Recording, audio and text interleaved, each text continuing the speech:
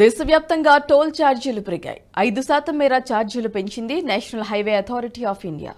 పెంచిన ఛార్జీలు 2025 మార్చి 31 వరకు వర్తిస్తాయని తాజాగా ఉత్తర్వులో స్పష్టం చేసింది. అయితే టోల్ ఛార్జీల పెంపు ఏప్రిల్ 1 నుంచి అమలయ్యేలా నిర్ణయం తీసుకున్నప్పటికీ దేశవ్యాప్తంగా ఎలక్షన్ కోడ్ కారణంగా అమలు ఆలస్యమైంది. ఇప్పుడు ఎన్నికల పోలింగ్ ముగిసిన నేపథ్యంలో ఆదివారం అర్ధరాత్రి నుంచి టోల్ పెంపు అమలవుతుందని పేర్కొన్నారు అధికారులు.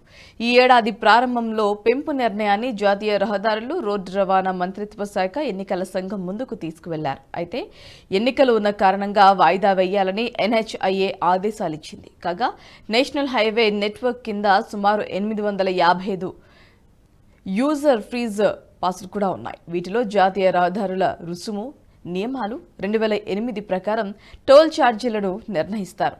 మొత్తం ప్లాజాల్లో 675 పబ్లిక్ ఫండెడ్ ఫీజులు ప్లాజాలు ఉండగా 180 రాయితీదారుల ఆధ్వర్యంలో కొనసాగుతున్నాయి.